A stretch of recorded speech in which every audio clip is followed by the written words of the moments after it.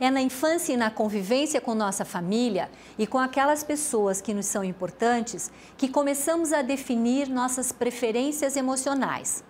Esta é uma afirmativa dos estudiosos James e John Ward, de 1978.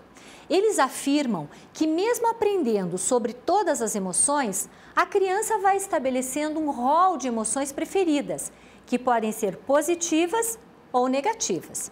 Por esse motivo, alguns despertam mais para as emoções positivas, de bondade, alegria, amor, enquanto outros carregam consigo emoções negativas de raiva, culpa, vergonha, medo.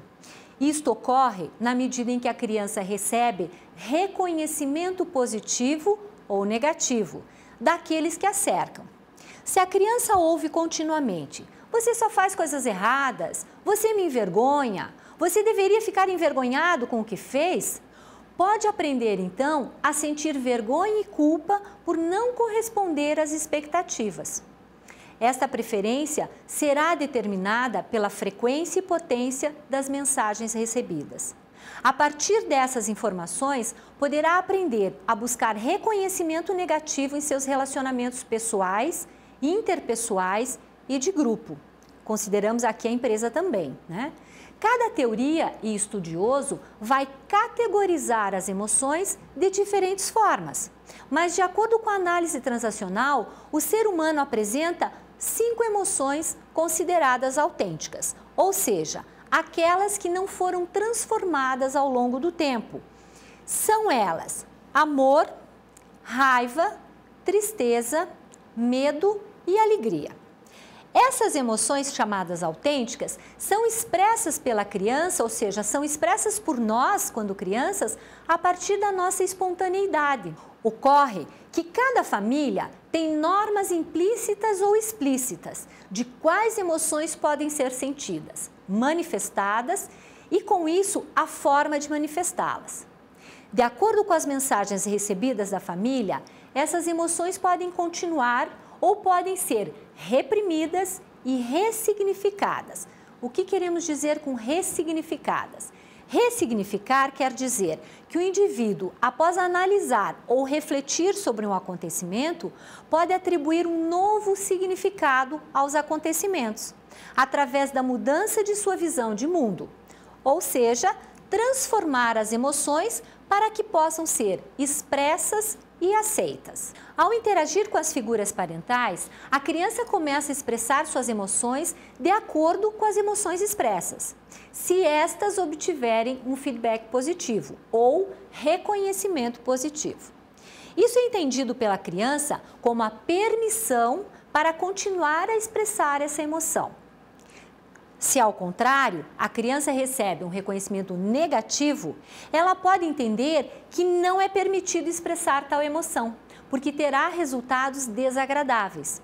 É nesse momento que ressignifica a emoção e encontra uma forma de expressá-la que seja aceita pelo grupo de referência. Quando eu falo aqui grupo de referência, vamos pensar sempre em família, né? De acordo com as mensagens recebidas, então, da família, estas emoções podem continuar ou podem ser reprimidas e ressignificadas, transformadas em outras que sejam aceitas no ambiente para que possam ser expressas. As emoções transformadas ou ressignificadas são chamadas pela análise transacional de emoções de disfarce. Significa afirmar que, de acordo com as histórias de vida e com as respostas obtidas na convivência com o grupo familiar, o indivíduo ou cada um de nós aprende a dar significado às suas emoções. Ele substitui a emoção autêntica por outra de disfarce. Vamos ver um exemplo para que isto fique mais claro. Às vezes, quando a gente fala um pouquinho de emoções, de sentimentos e desse aprendizado, pode ficar um pouco subjetivo demais. Se na minha família eu estou triste e aprendi que não posso manifestar tristeza, digo que estou chateado. Ou ainda, se eu estou feliz e digo que estou contente, isto também é uma emoção de disfarce. Porque muitas vezes na família, quando crianças, talvez você já tenha ouvido isso, alguém diz assim: está rindo por quê? Por que está mostrando os dentes? Não tem que ficar desta forma. Então, a mensagem que eu recebo é que eu não posso ser alegre, eu não posso expressar a alegria. Então, quando eu estou alegre, eu vou dizer que eu estou contente, que eu estou satisfeito, porque eu transformo esta emoção numa emoção de disfarce que será melhor aceita no grupo de convivência. Logicamente que isto se repete ao longo do tempo, então eu vou aprendendo aquilo que eu posso e aquilo que eu não posso expressar, de acordo com o resultado que eu recebo. Por isso que se diz emoção de disfarce. Eu encontro uma outra forma de expressar essa emoção, né? E isto nós vamos aprendendo então na família. A maioria das pessoas tende a reprimir aquelas emoções que não eram aceitas, então, em sua convivência com a família durante a infância. E as substituem por aquelas que eram premiadas ou permitidas. Por isso, as expressões emocionais são modeladas de uma forma ou outra pelo reforço seletivo que vamos recebendo da nossa família. Vamos ver isso agora num quadro, para que fique bem mais claro para vocês como é que funciona. Então, de uma forma bem simples, nós temos aqui um quadro em que emoções manifestadas no grupo de referência, aqui vocês devem considerar sempre grupo de referência, família.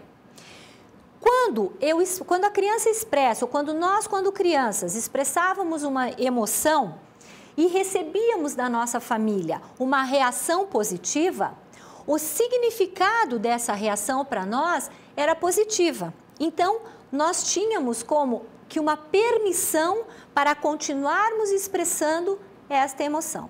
Então, nós seguimos em frente. Por outro lado, da mesma forma, manifestei quando criança uma determinada emoção na minha família.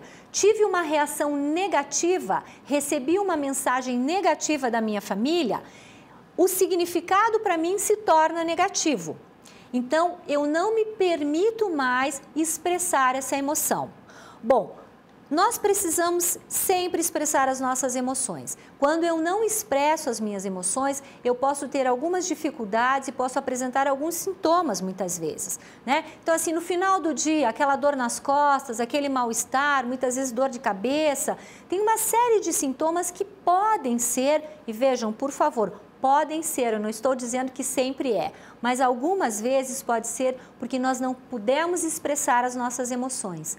Então, nós temos que colocar isso para fora de alguma forma e às vezes é através de sintoma porque nós não temos como expressar a emoção em si.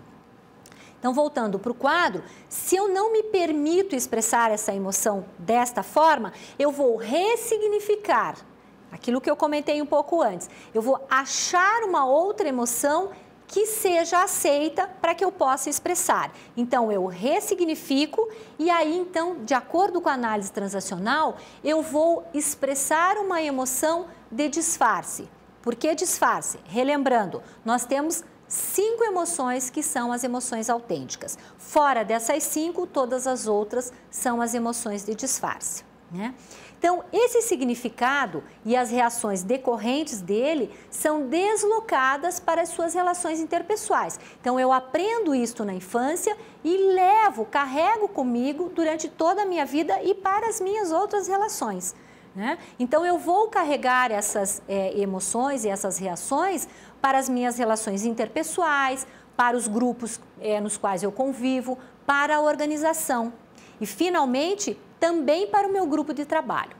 Por isso é tão importante identificar e compreender as nossas emoções para que possamos gerenciá-las em nosso cotidiano.